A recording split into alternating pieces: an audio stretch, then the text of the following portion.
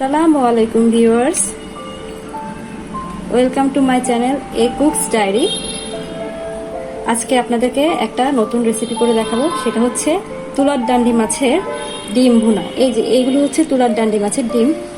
আমি 1 কেজি মাছ এনেছি, তাতে 4টা মাছ হয়েছে। 4টা মাছে এই পরিমাণ ডিম হয়েছে, 4 পিস ডিম হয়েছে। এগুলো মাছের কিছু কলিজা আছে, কলিজা আর মাছের কিছু অংশ আছে, ওগুলোও দিব। আমরা এতে আজকে কি কি দিব সেটা আপনাদেরকে দেখাচ্ছি। প্রথমেই দিব আপনার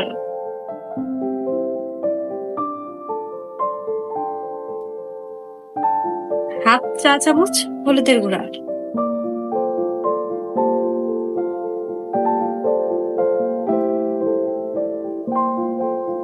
1 চা চামচ মরিচের গুঁড়া,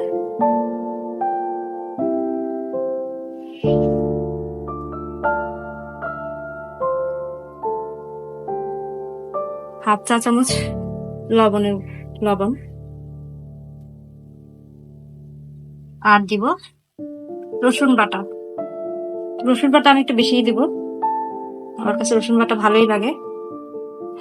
আর এর সাথে যাবে আপনার পেঁয়াজ।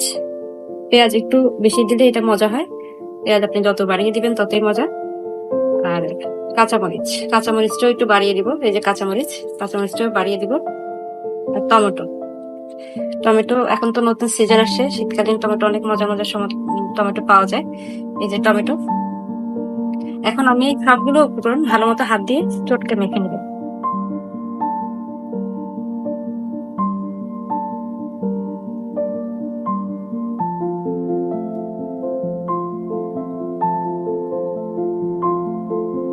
ভালো মতো মেখে নেব, কোনো লাম্পস থাকবে না, মানে মাছের কোনো ডিমগুলো একটু মানে ইয়ে থাকবে না, আপনার গোটা থাকবে না। সবগুলো পেঁয়াজের সাথে খুব সুন্দর করে আমরা যেভাবে ডিম ভাজি করার জন্য পেঁয়াজের সাথে মিক্স করি সেই রকম মিক্সড হয়ে যাবে। তাহলে জিনিসটা খেতে অনেক মজা লাগবে, মশলাগুলো ঠিক মতো মাছের সাথে মেখে যাবে। একটু মানে আপনার মশলা আলাদা হয়ে থাকবে বা অন্য কিছু না, জাস্ট এটা এটার সাথে মিক্সড হয়ে যাবে। এই যে দেখুন, আমার মাখা কিন্তু পুরোপুরি শেষ। এই যে এই ডিমের কলিজাটা একটু থাকবে, সেটা কোনো বিষয় না, ওইটা থাকবে, সমস্যা নেই, ওইটা আরো মজা লাগবে। এখন দেখেন, এই যে এই হচ্ছে পুরা মাখাটা, প্রসেসিংটা। এরপরে আমরা এটাকে ফ্রাই করব।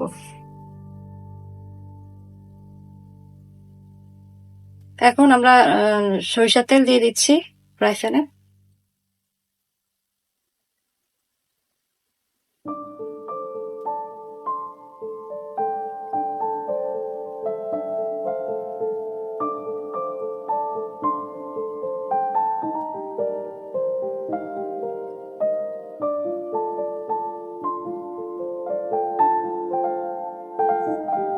তেল গরম হয়ে গিয়েছে, এখন আমরা মাছের ডিমটা দিয়ে দিব।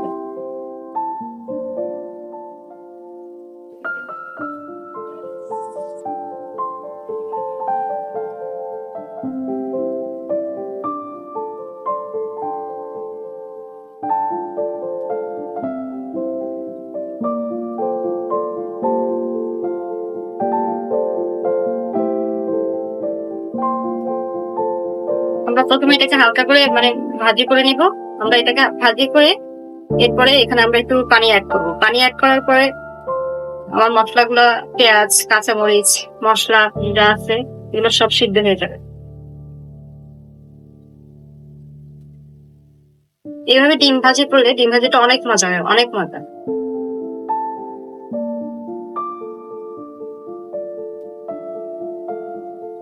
এই পর্যায়ে আমরা একটু পানি অ্যাড করবো এটার সাথে। পানি অ্যাড করলে এগুলো সিদ্ধ হয়ে যাবে। যেই বাটিতে ডিমটা আমরা মেখেছিলাম ওই বাটি ধোয়া পানিটাই দিব। এই যে পানির পরিমাণ কিন্তু খুব বেশি হবে না, সামান্য পরিমাণ পানি লাগবে। ডিম সিদ্ধ হতে অত পানি লাগে না। এটা যদি ইলিশ মাছ বা অন্য কোনো মাছের ডিম হতো, রুই মাছের ডিম, সেই ক্ষেত্রে পানির পরিমাণটা বেশি লাগবে। এটা একটা সামুদ্রিক মাছ, অত ডিম তো পানি লাগবে না, সামান্য পানিতেই এটা সিদ্ধ হয়ে যাবে।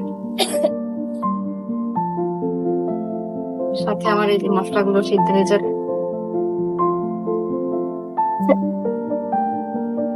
এগুলো সিদ্ধ হয়ে যাক।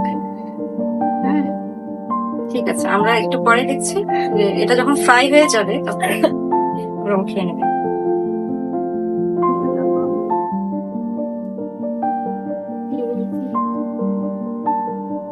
এই যে আমাদের ঝোলটা একেবারে শুকিয়ে গিয়েছে মাছের ডিমের, সামান্য পরিমাণ ঝোল আছে, এটা একদম টানিয়ে ফেলবো, শুকিয়ে ফেলবো, ঝোলটা একটু থাকবে না, মাছের ডিমটা একবারে ভুনা ভুনা হবে, ঝুরঝুরা হয়ে যাবে, ঝুরঝুরা হয়ে একবারে ভুনা ভুনা হয়ে যাবে, তখন এটা খেতে আরো মজা লাগবে। পেঁয়াজটা একটু গোটাই থাকবে।